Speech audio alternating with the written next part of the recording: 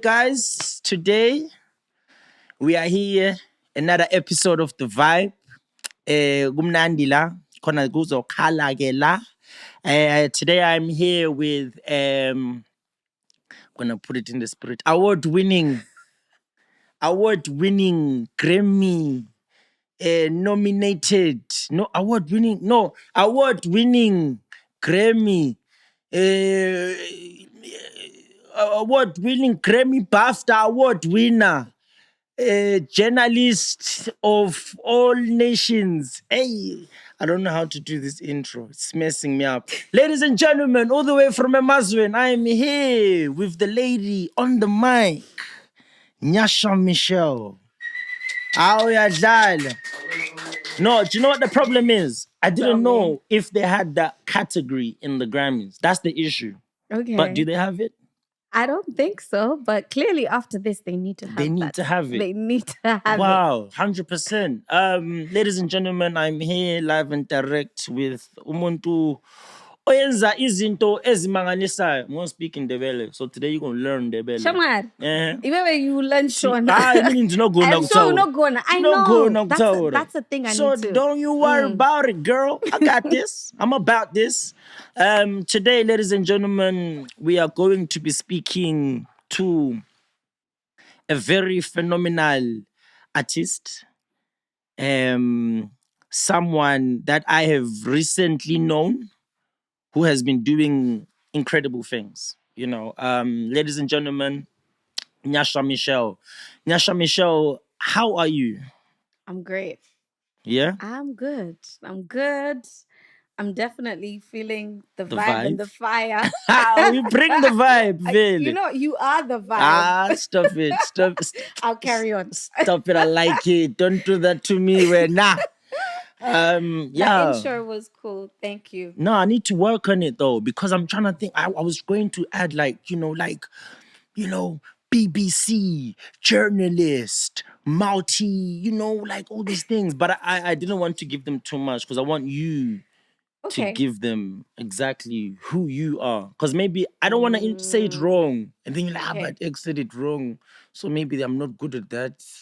But you know what? You're good because I love everything you said. I don't have a Grammy yet. But I'm speaking it into existence for you. Amen. That's receive it. Receive it. BAFTA, all of that. Amen. Receive it. But for now, how do I even explain who I am? So I'm Zimbabwean, first of all. That must be known. Born and raised in H-Town. Yes. Hyundai.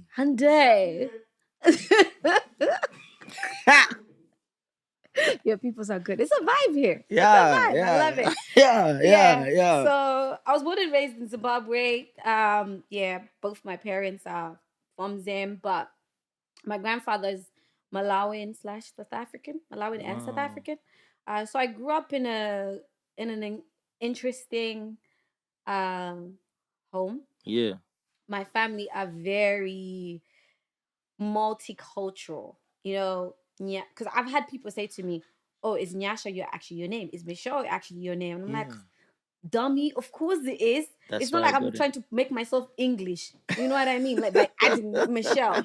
So a thing that happened in my family is that a lot of us have like two names. Okay. So like a Shona name and an English name. Yeah. Some people just have maybe like they just have one, or they just have an English name. Right? Maybe they gave you an English name because they knew you're going to go to England. Right. I must move closer to it? No, sorry. That's your camera there. That's all wide, and that's my camera there. Okay, yeah. So at any time, is that what you told me to relax. Yeah. No, relax. The mic is good. Okay. It catches you. Okay, cool.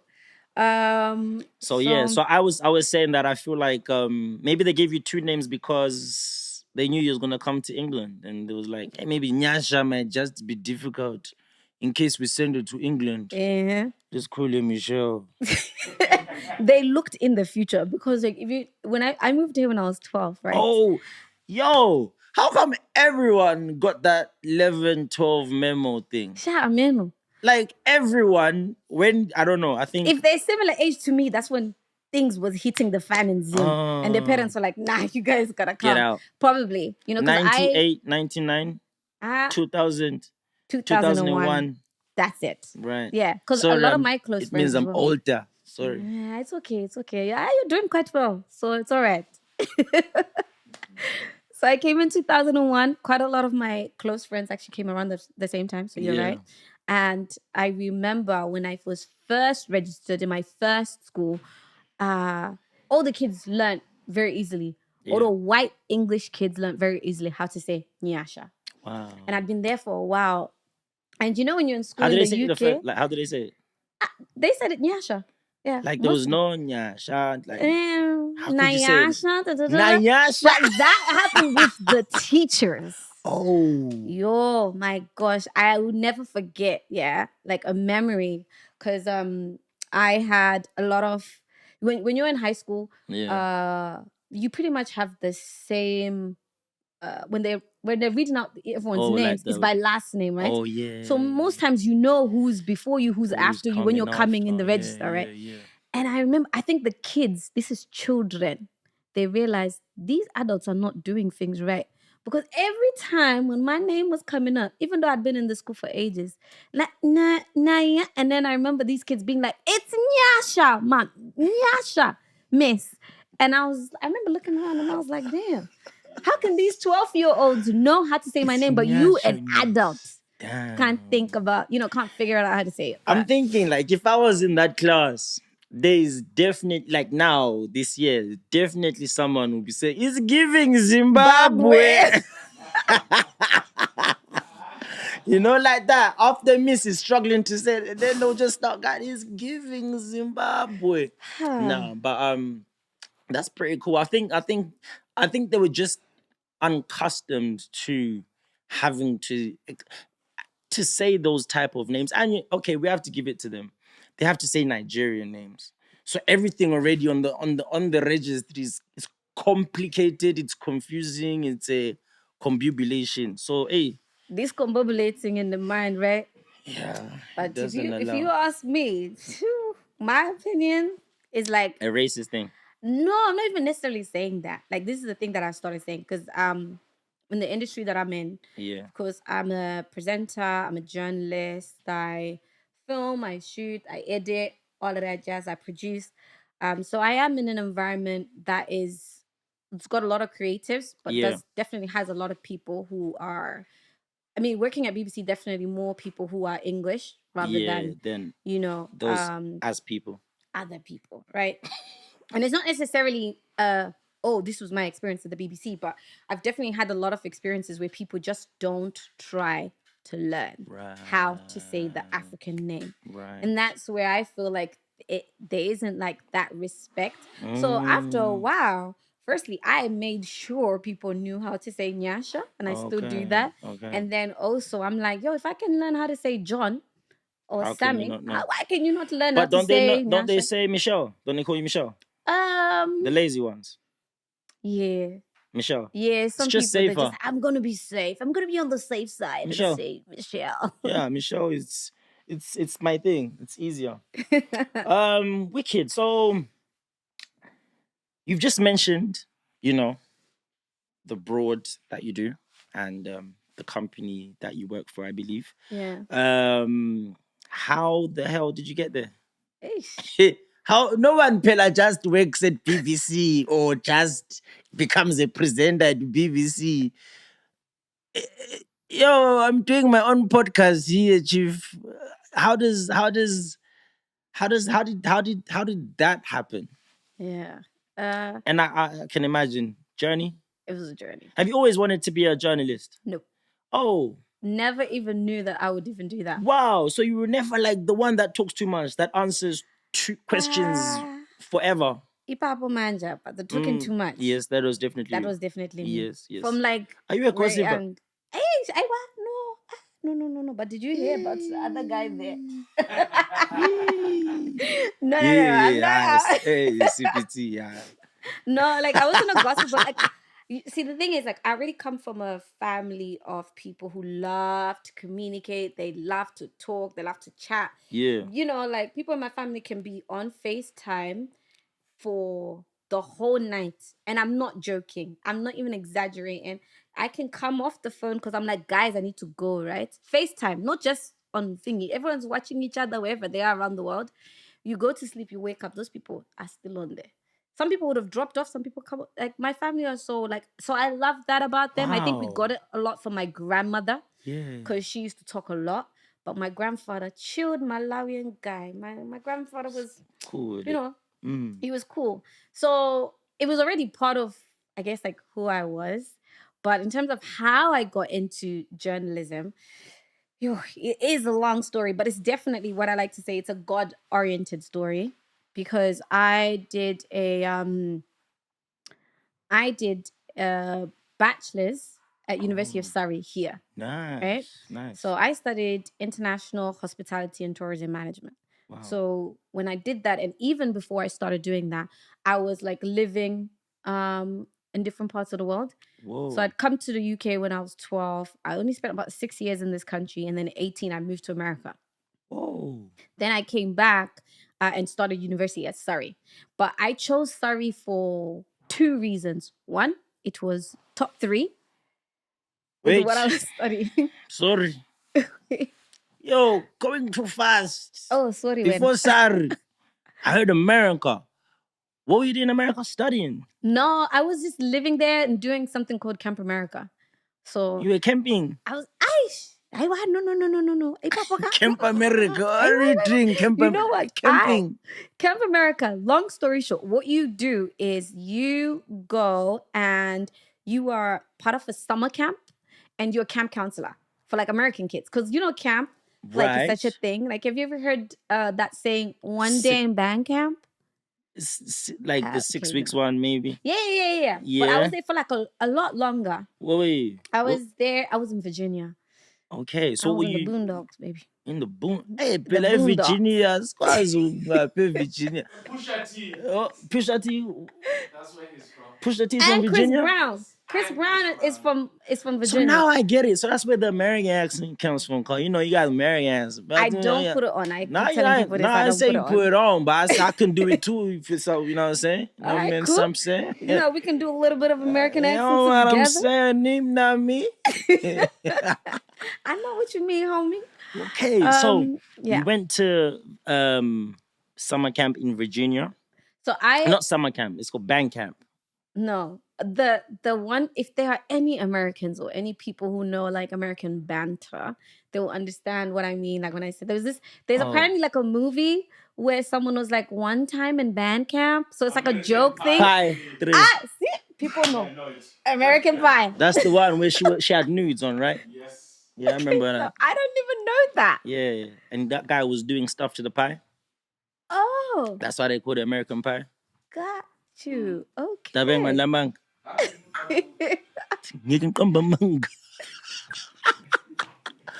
sorry. So, it's good.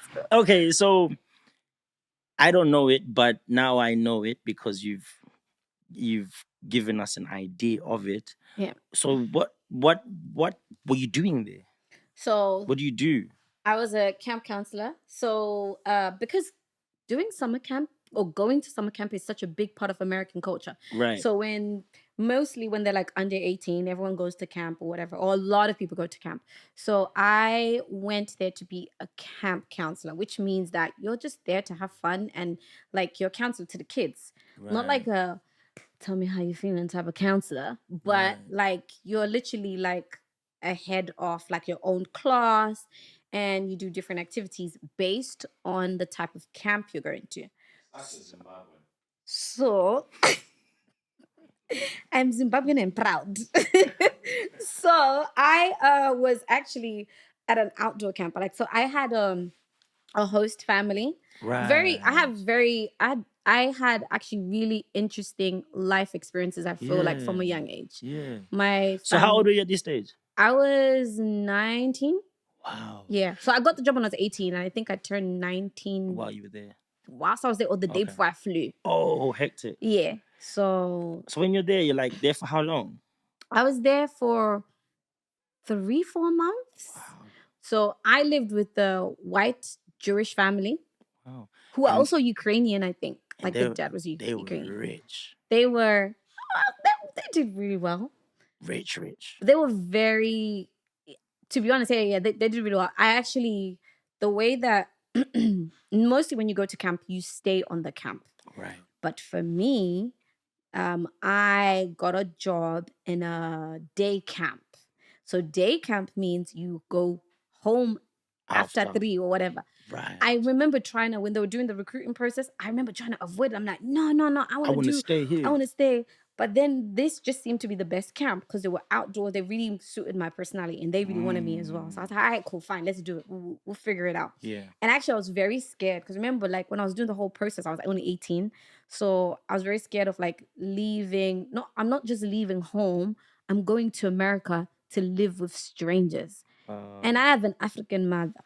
Yeah. You want to go to sleep over at whose house? Hi. So I thought my mom was going to be like, nope, absolutely not. And I remember trying to call her the whole time when this company was like, we really want you. And she wouldn't answer.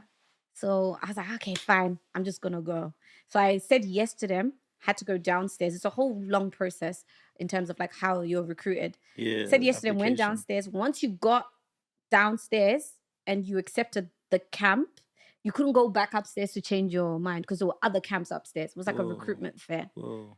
And the moment I sat down, my mom calls. She's like, oh, sorry, I missed your call. And I was like, oh, damn, it's too late now. I've done it. And then I told her what it was. And she was like, oh, that's fine. That's okay. I was like, So you're what not happened mad? to you? Yeah. Like, so anyways, like I feel like it was all ordained because that meant that I had a more full, like proper, like American teenage experience. Because I was living at a home with a family, a mom and a dad. You know, I had siblings, like they had kids. Wow. Who were like my friends, but also I made a lot of my own friends. And yeah, so like. So, like, why don't you go college? I did go to college in America as well. Oh. Yeah. So, like I was saying, like I chose Surrey for 2 reasons. One was it was one of the best for what I was studying, and then 2, it had a lot of opportunities to go and do different things Outside. abroad. Right. You know what I mean? You need a place that really enables you, but also is of the excellence caliber. Word. So that actually translates to a lot of things that I do in my life, translates to why, as soon as I finished my master's, where I was working was BBC. Because I'm like, who are the best? Go for the best. Wow. Look for the best. That's always like that's my motto. Even if you are not at the stage that you know they develop whatever they do at, believe in yourself. Be like, okay, this is my end goal, or that's at least part of my goal for this season, and go for it. You know what I mean? So that's why I chose it, and it was one of the best things. So you went to Surrey? Went to Surrey. Did your bachelor's, and then you said what? You did a master's in Surrey? Yeah. In Surrey? No.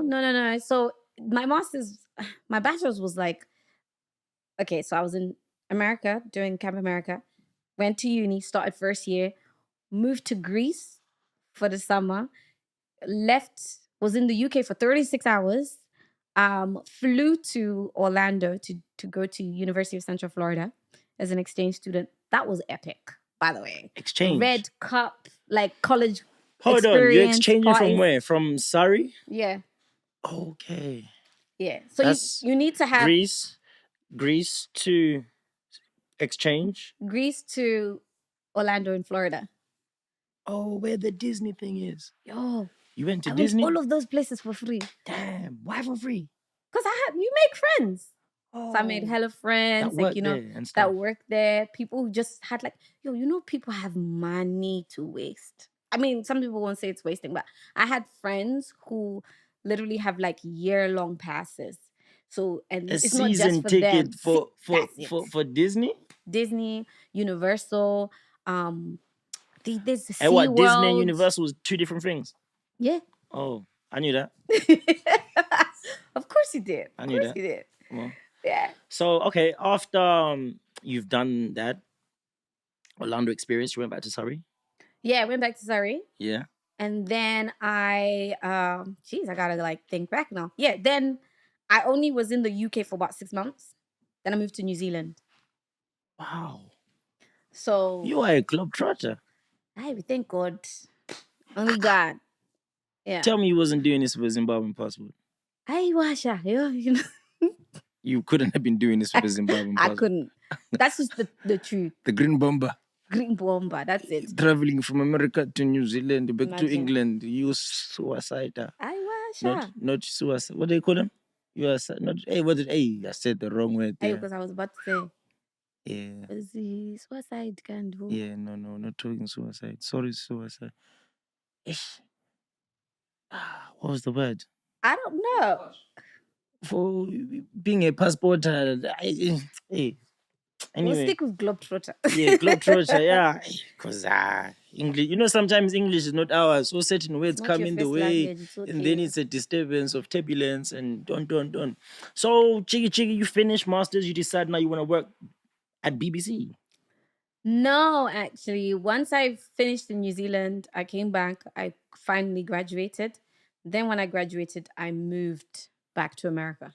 Because you was like, I love it there. I love that experience so much. They were like, What was the plan going back to America?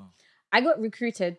Oh, to do what? So I was now working, because of what I studied, my plan at that stage was to again work with the best, like in the industry, like so in the hotel and hospitality industry. So Marriott is one of the biggest brands. Right, because they're everywhere. In America, definitely. Yeah, man. Like, and I studied them a lot throughout like my university career. And I just knew that a lot of what they do aligns with what I want.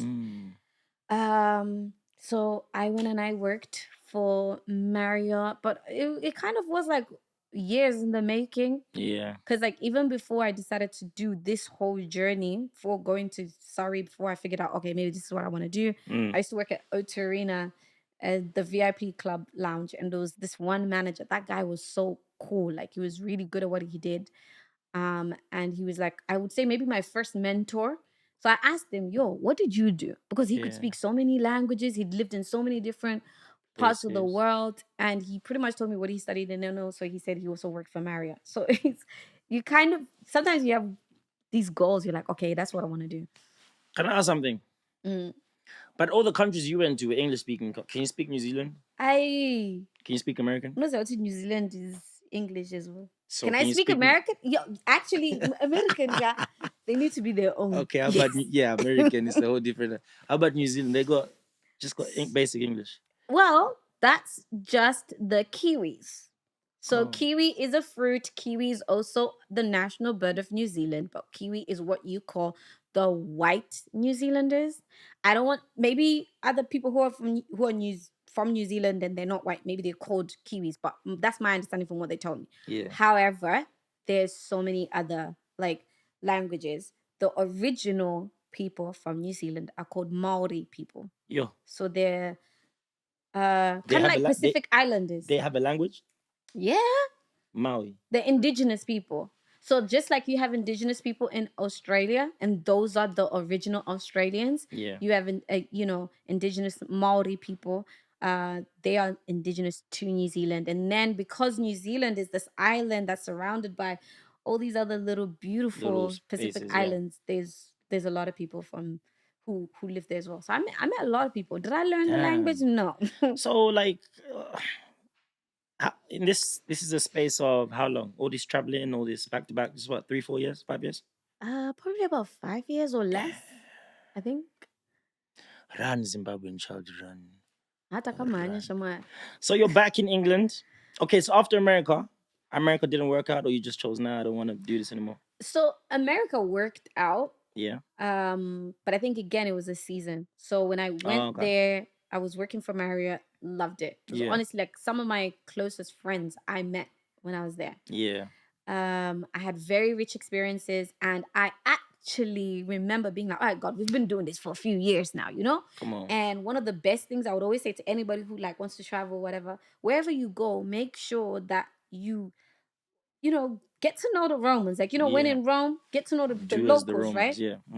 So that was like the biggest thing for me, because I was now moving. Like I'd finished university now, and this like I've got my big girl job, yeah. So I was like, I remember I kept saying like having my communications with God, like yo, like I need to make sure I find things outside of my job to keep me busy and also for me to connect with other people. Yeah. So this is really weird. I think it's weird. So I've just moved there, yeah. I'm still like going around trying to, because when you first move there, you need to get like your social security number, your bank account, all that stuff before you can even start working. Whoa. So I've just moved there. In order for me to get all this stuff, sometimes I gotta go to the offices. You know, I gotta go with my ID, my passport, whatever. So I spent quite a good amount of time just like walking. By the way, I was in Baltimore. Shout out to all the Baltimore bangers. Baltimore babies, you know how it goes. Yeah. Gang, the gang. Wire. Feel me? Although not gang affiliated, please. Sorry. It's okay. No, but so when I first got there, so I'm like walking around downtown a lot, going to different offices, going to different places, also house hunting. Oh. And Xavier, I kid you not, so many times, no less than, and I'm not exaggerating, yeah, don't come for me, people. No less than 20 people on separate occasions came to 20 people who didn't know each other, né? Yeah. Would come to me and ask me, are you a model? Are you a model? And I was like, when I was in England, no one ever asked me this. Do you know what I mean? So I kind of not quickly, it took me a long time, but I actually realized, oh, this might be a message, like, because I believe in God. I believe in Jesus Christ. You know, I'm born and raised. I'm like Believer. I'm a believer, right? So I became a model because I was like, oh, yo, I feel like God is using this as a sign to tell me you should do this. And essentially... And he sends his angels to tell you, 20 angels to tell you that you should be a model. And you became a model.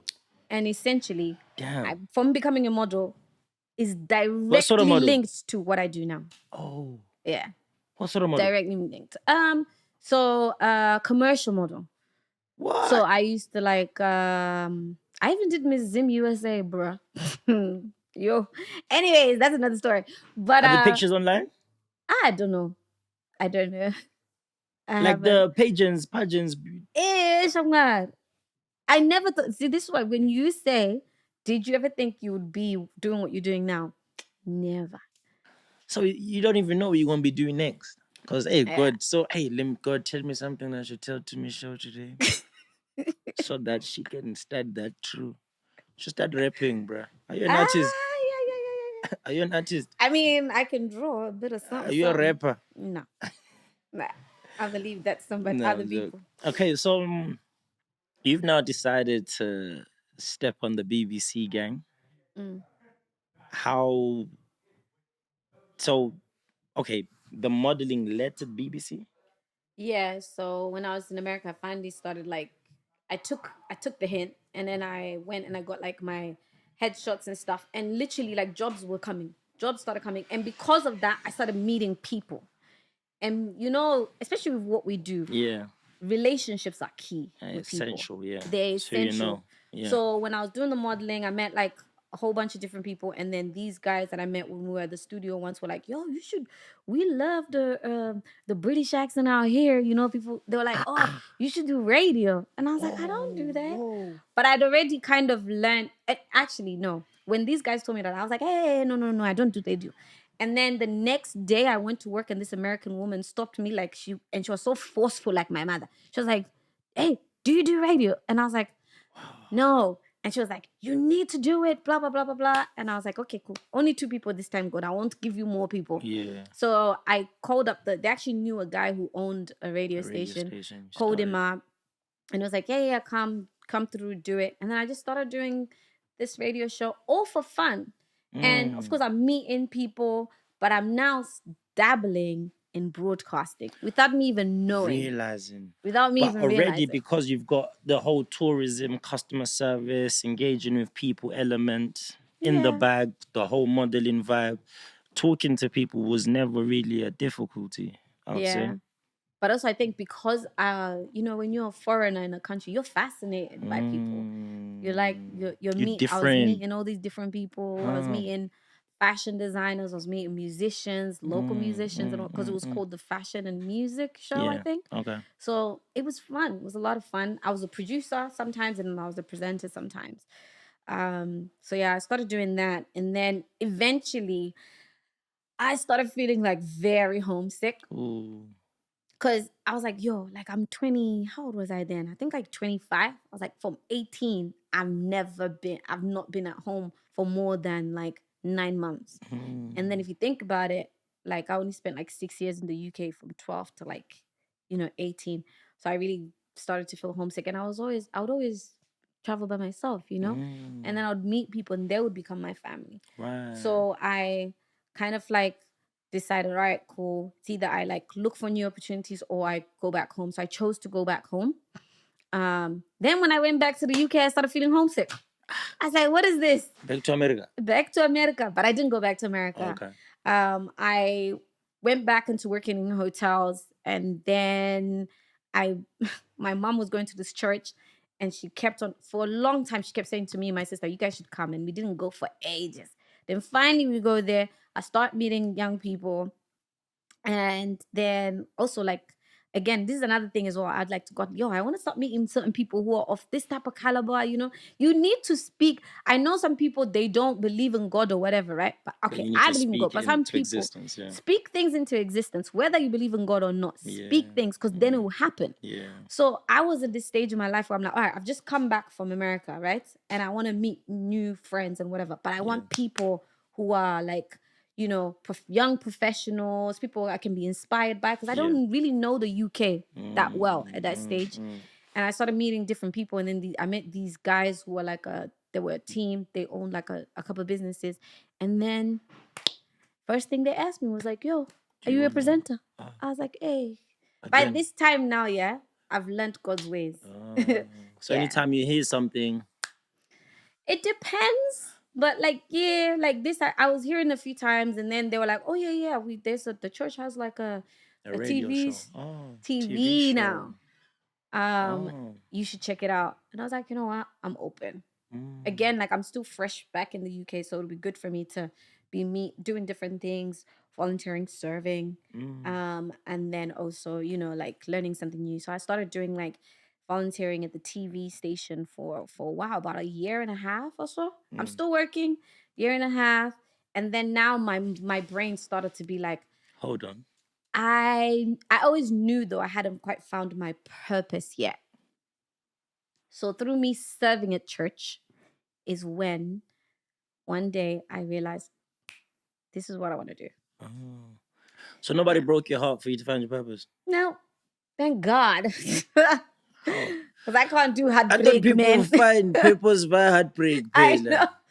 Kudos to them, because I can't do heartbreak. Oh. I know. You've done it before? It's, I think I dabbled in it. Yes. Yeah, there was a bit of pain here, and I was like, oh God, Jesus, please, Lord, I feel like I'm a die. Yeah, but you did eat ice creams. Good for you. I know. Takes the pain away. Yeah, so okay, so now you've decided that, bam, my purpose has been discovered. Yeah. I want to be a presenter. No. Oh. I didn't even say I wanted to be a presenter. I want to be a broadcaster. Is that what they call it? See, the thing is, the way this happened, right?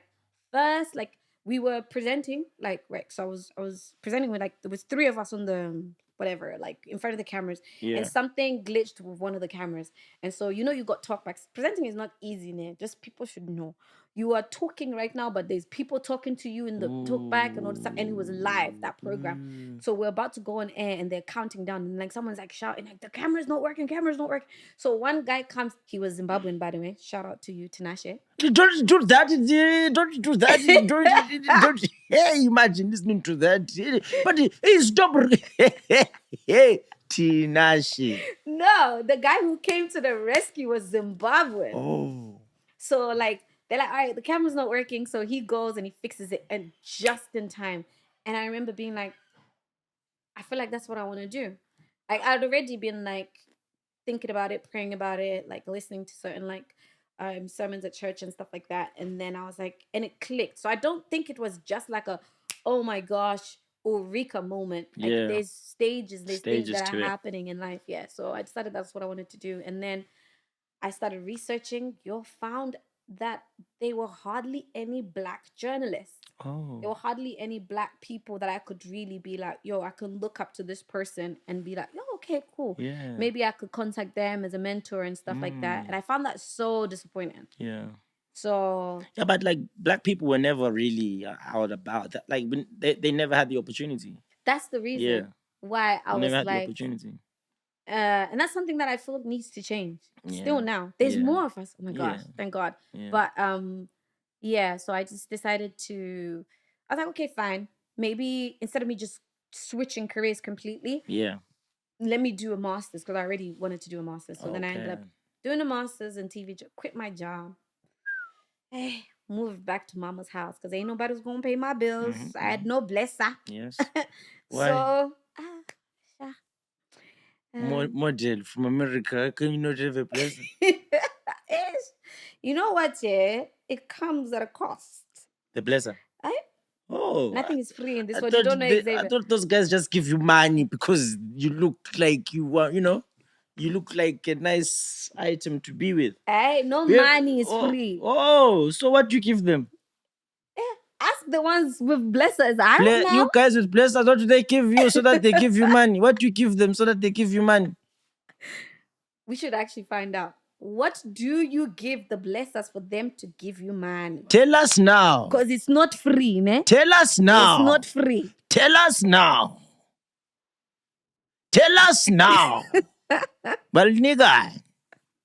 Sorry, I was talking. It's okay. It's okay. I got personal about that. Tell us now. Do a quiz. Let people bring in, their answers of what did you do Hey. or what do you do. Hey. Yeah, so I was like, because the people are saying, me, I want a blazer, but there's a price to pay. there's a price, homie. Like, honestly, there's a whole price. Damn. Yeah. So have you tried it? How do you know?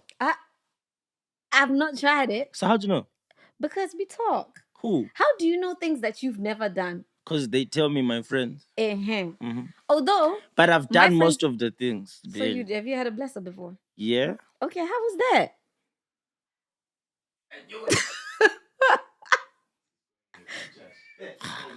So, tell us about. Tell me about your blesser. What did you do? What did you get? No, let's talk about time. Right. Let's talk about time at the BBC. I like how you're like just dodging it. Some people want to take notes, Xavier. Yeah. Some people want to take notes because they might want to, No. Okay, cool. Come on. Tell me off camera. It's okay. Yeah. You don't just give out recipes here. Okay, you know what? No, I'm joking. For the camera, I never had a blesser. What the hell? I'm joking. Before they come for me.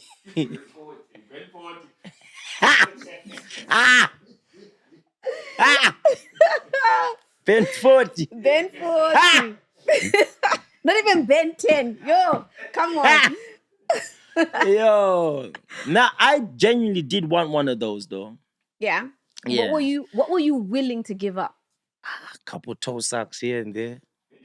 Okay, what if it goes beyond that? No, give up. Couple toe socks. Yeah. Let them suck my toe. I know that's what you meant. Yeah. Not for you to suck the toe. Yeah, no, not. How can I suck someone's toe? Some people got food fetishes, Yeah, that's what they should have. Food fetishes. They can suck. Me, I got corns, Pella. Hey, winner. I've got corns. I used to wear tight football boots. My way, Jehovah. So my corns, belly. Your toe is like. My toes look like I'm angry. Hey, some days I should just put my feet out. Lisabon. Like me now. You get money for it. You never know. Hey, yeah, OnlyFans, right? Huh? OnlyFans type of stuff. Yeah, people making money on that thing, man. Okay, so we figured out the blessed thing wasn't working. Nah. But like, hey, Michelle, we need to go forward here. I need to know, because I know there's people there that aspire to work for the BBC one day.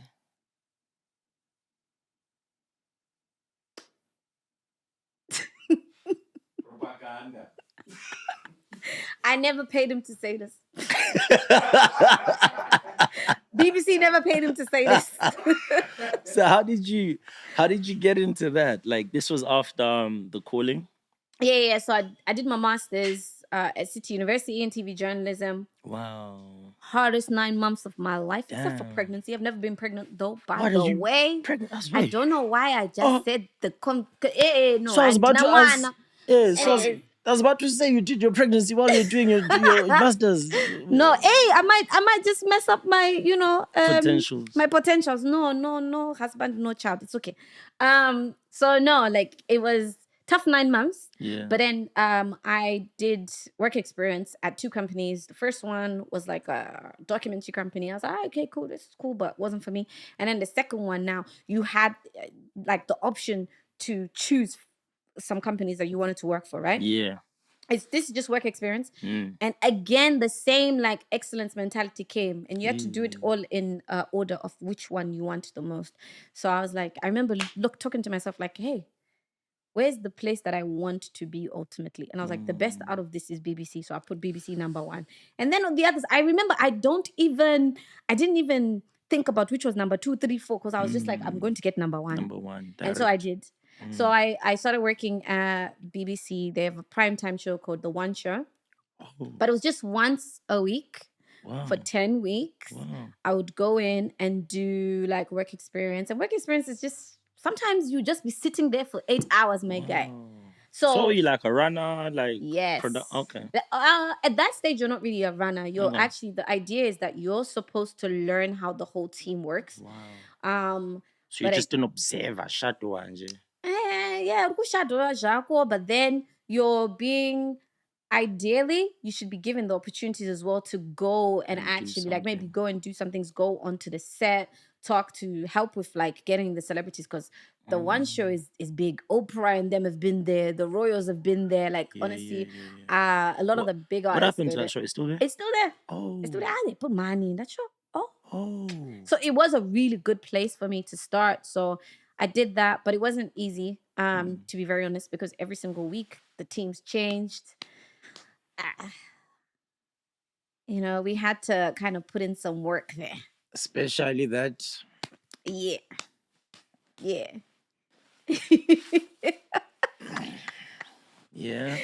If you know, you know. Yeah. Yeah, so like I did that. But there was a person who was supposed to be my, helping me acclimate, right?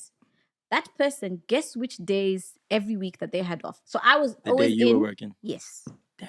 I would always be in every Wednesday. She was always off on Wednesdays. Damn. So like, couldn't they assign you someone else? Shamar, no. Because at that time, everyone's just concentrating on what they gotta do. Yeah. And also the teams were always turning over every single day. Yeah. So I was like, NYASHA, it's either you just be like, oh, I did my 10 weeks at BBC, that was cool, or you make this work for you. So I started going to people, like talking to them. Like I went on a couple of shoots, and just from that, I made good connections. And on my last day, I tell you people, you should do this.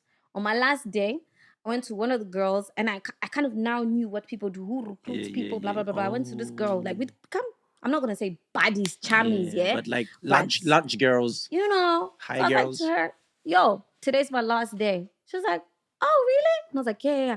And I want you guys to give me a job, and I want you to pay me. I said it exactly like that. Zimbabwean. Hey, you must pay me now. Zimbabwean. Shamwa, Maria, Antika, nothing for free. And she was just like, okay. But she wasn't really sure. There was a process actually that they used to do. I don't know if they still do this, but if you were, because of the type of organization it is, if you do work experience, you've done work experience, we've done our bit. Okay, bye. Oh. So it wasn't really usual for them to actually now recruit people out of that. But long story short, because I'd actually began to be in the process, meet everything. Yeah. I met from the runners to the top guy. Executives. So to everybody. And then like not long after that, like they called me and they're like, okay, yeah, we've got some shifts. Do you want to come? Nice. And that's how I started working there. Started mopping the floor.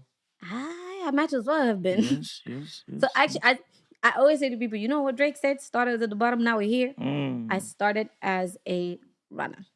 Bam, that's dope. That's like the most entry level job. Yeah, 100%. I mean, could have started at reception. You could have been the receptionist. Yeah. But those jobs were taken. Oh yeah.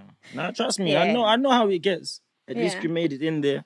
And that's that. So hey, like you're so interesting, bro. Oh, thank you. Like you've got a rich history, you've been there, done that. Yo. Some Zimbabweans have never left Zimbabwe. Nee. Damn, I shouldn't have said that. Nee. Yes. It doesn't speak for all of us, please. Some Zimbabweans in the UK have never left Zimbabwe. I mean, UK.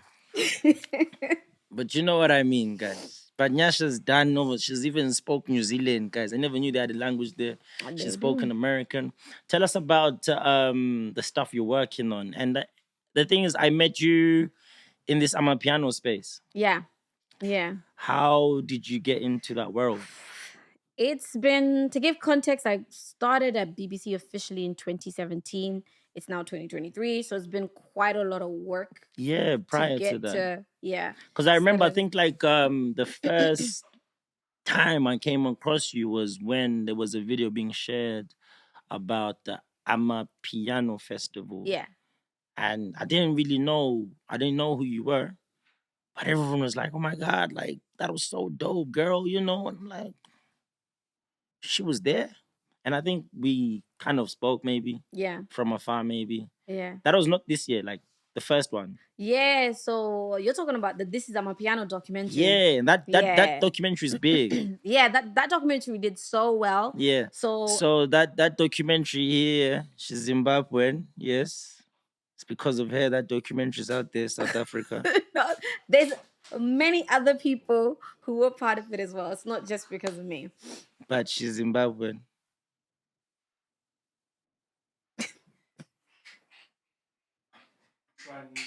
Just in case you were wondering.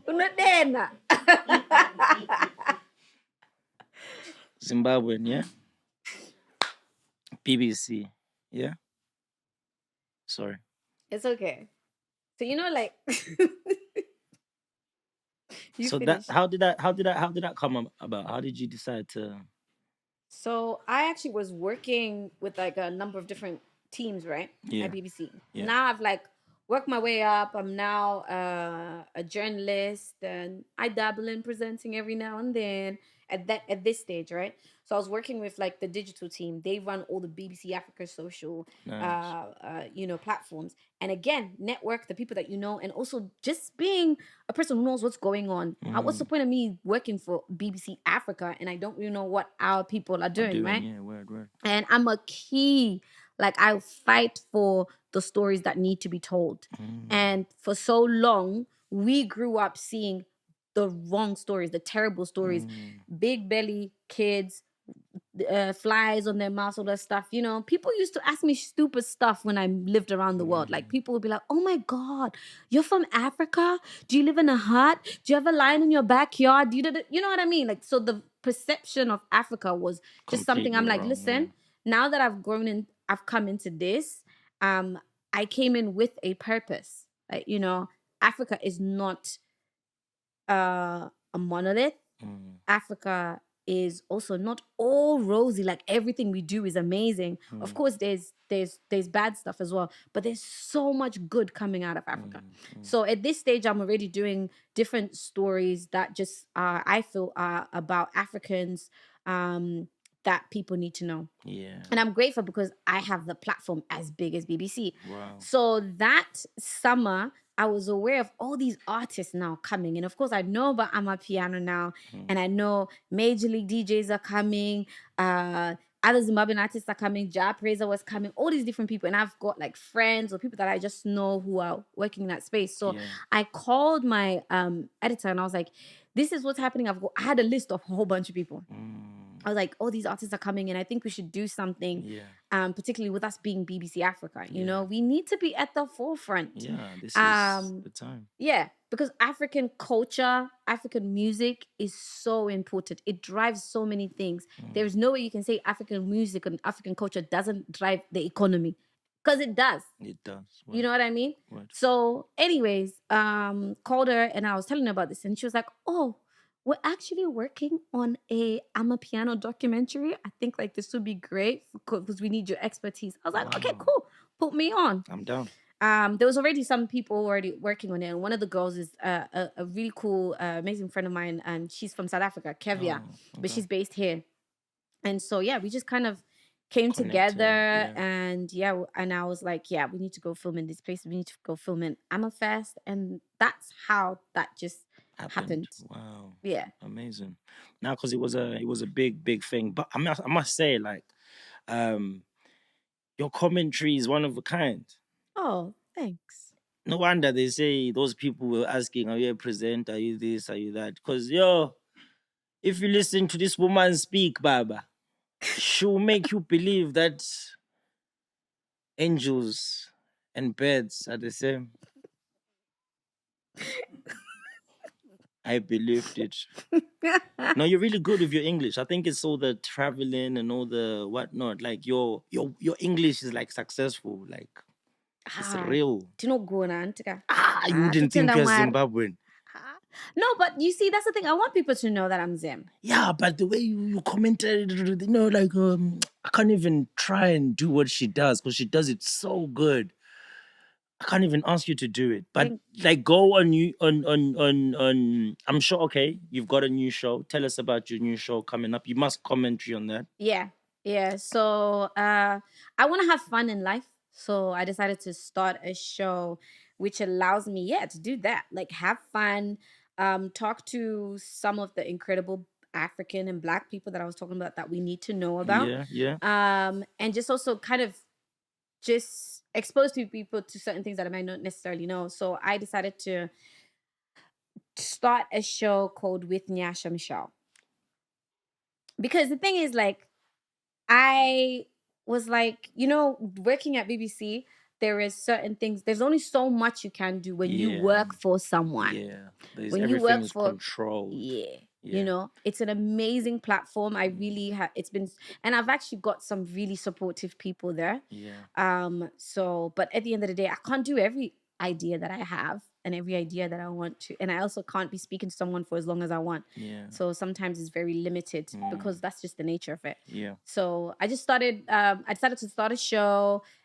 Which just allows me to go to different events, go and like talk to different people.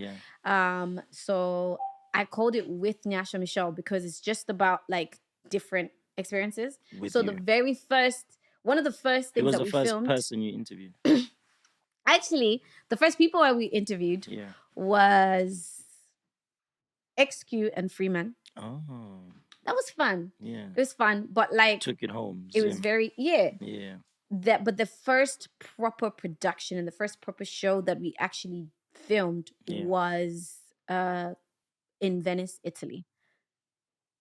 So that's at the time of recording, it's not out yet because we are now currently editing it. What were you filming in Venice, Italy? So there is in Venice City, that's where they go with the boats. Yeah. Oh my gosh, it's so cool. I heard that city is actually on the verge of flooding. Sure, can you imagine? I heard. It's like I've never been to Venice, but baby, we are going to Venice. Yeah, she's gonna believe you. Huh?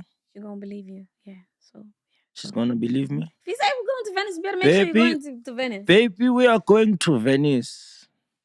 And you will row the boat for her, eh? No. Those guys with the hat. Oh, okay. I see those guys. I see them guys. Me, I'll be sitting there like this. You'll be sitting like a, like a king. It's so cool. I did love it. It was an interesting experience. Did you film it on the boat? I don't know. Why?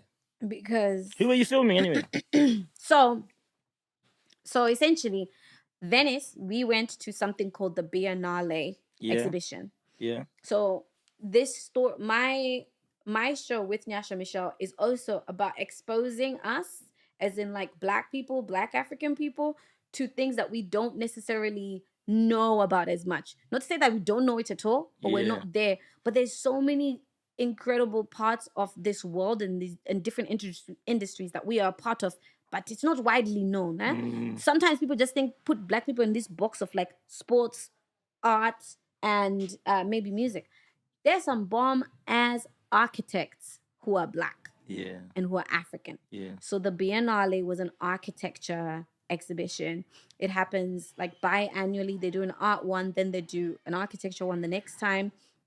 So this time it was a all about architecture. So I was already like working with a group here, an organization called the Black Female Architects. Yeah. They're there to try and advocate for Black architects, but also Black female architects, because for them, like media industry, Black journalists, very small. Minimal. But in the architecture industry, it's even smaller. Whoa. So there's so many Is of it us because in those people spaces. can't draw or something? Shamari, people can draw very well. Oh. But again, it's about things being, a lot of industries are gate kept, Right. and we just don't have the access to that, and there aren't enough people advocating for us. So essentially that's why we went there. We were filming with a whole bunch of different Black architects, designers and stuff, and it was a really, really good experience. So people need to make sure that they watch that episode when it comes out. So right now We've got episode 2 out. We decided to do a 2-part special of AmaFest. Nice.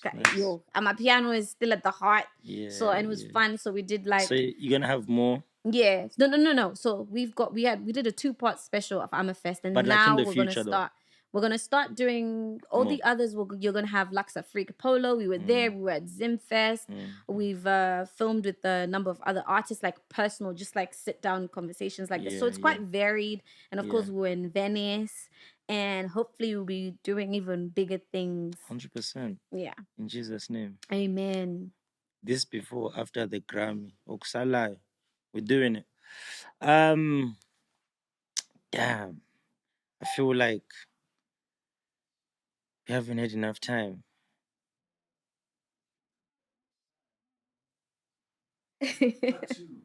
Part 2.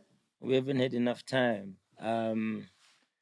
Because there's so much like I wanted to ask, so much more about you. But I'm glad you've told us about this project that you're working on now. Apart from that, like, you're still presenting with the BBC? Yeah. I'm still with BBC. I'm still doing the stories that need to be told. So actually, it goes without saying, if someone feels they've got a story that needs to be told, hit me up. My friend, his name is Tabengo, yeah? Okay, I'm listening. It's a story that needs to be told. Hey. Yeah. Yeah. No. It's had a hard life, a whole lot of people have had hard lives. True. Yeah. Even me. You look this soft life, this guy. The thing is, one day people know my struggle. NYASHA show, I've got a lot to talk about, The next time you need to come on my show. Oh, invite me, I'll be there. But I got so much. The thing is, let me tell you why I started a podcast. Yeah. I started a podcast because no one's ever invited me to their show. Oh, okay. So, one day I'm gonna sit here and record myself 3 angles. Literally story Sam. You're gonna see me while you look at me while I tell you. Trust me. But listen, let me not talk too much about the future. Damn. I have to say, guys, our time has been cut short, respectfully. But I just want to say thank you so much. But like, advise someone who wants to get into the thing. You said like, you told it, but let me tell you, if you go to school, get a master's, and then... that was my journey. Yeah. I don't necessarily think people have to take that journey. Yeah. But if someone wants to get into that space of just like be it journalism or presenting, I would just say, like I said, go for excellence. If you're like me though, if you're like me, I don't see the point in trying to go for something and you're like, okay, I'm okay with mediocre. Yeah. It's harder when you go for excellence. Yeah, but go for excellence. Believe in yourself. Yeah. That you deserve to be in that space. I best believe when I started working at that place in 2017, there weren't as many Black people. Now we see each other like, oh, okay, I see you. We all band together, when you see one of them or your people, you're just like... to know Zivan, like we know each other. So like, like just believe in yourself. Don't allow people, whatever people be telling you, like, oh, you can't do this, you can't do this. But don't allow that to like deter you. But I think one of the most important things as well is know your purpose. You know, we're all here for a reason. Even if you're having fun, what change and what difference are you making? Even if it's just for yourself. You don't always have to be doing things to like change everybody's lives. But either way, if it's impacting somebody, it's making a difference. And then last but not least, have fun.